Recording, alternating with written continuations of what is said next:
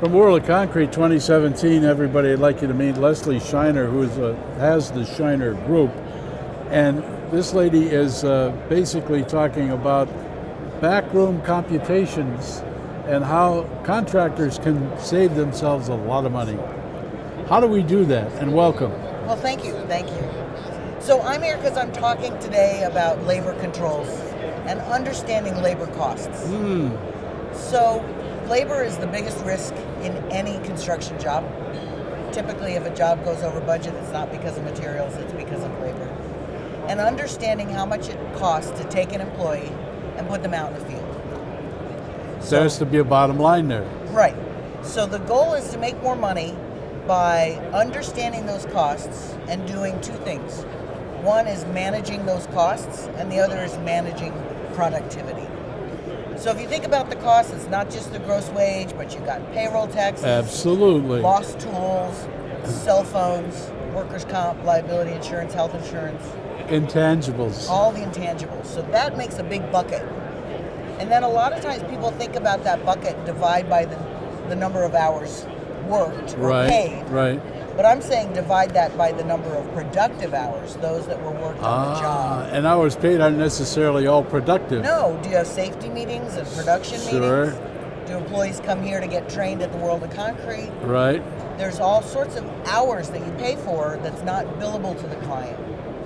So really, if you can find a way to measure productivity, total number of hours paid versus total number of hours worked or billable on the job, and you can improve that ratio, then you can get more revenue without any extra costs. Now, do you have this down in a format like Absolutely. a data or a DVD drive or this sort of material? Actually on my website, there you go. www.shinergroup.com. Okay. There's a labor burden calculator that you can get and Ah, request.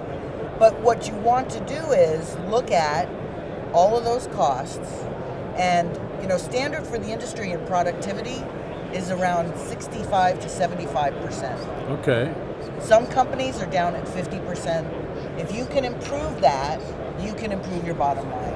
And that's why we're here, isn't it? That's why we're here. And we're here to chat. Now, what kind of response are you getting from contractors? Boy, they are swamped. Are they? I was just mentioning that I can tell that business is good because the quantity of swag at the conferences. Oh, okay. But my phone's ringing off the hook. Contractors have decided, I don't want to screw up and do what I did in 2008 and 2010. Right. I have an opportunity now to do it again, but do it right. So I want to make sure I'm not just underselling. I want to make sure I'm managing my projects not by the gut, but by the numbers. And they're really ready to do that, seeing that wasn't the best strategy to use your gut in So are you 2010. discovering then that happy times are here again? Well, we're getting there. Okay. We're getting there. Slowly but surely. Slowly but surely. There's a lot of uncertainty, but a lot of the contractors just have more and more work. They're able, I always say, if you're busy, raise your rates. There you If go. you're busy, raise your prices. And so none of this having to undercut everybody else. Right. There's a lot of work out there. There was pent-up demand for the recession, and there is still a lot of work out there, and there are companies doing very Has your well. group at all addressed the problem of not only worker productivity, but finding skilled workers? Oh, that's a big one. That is a big one. In fact, I have statistics on that. That's the number one shortage.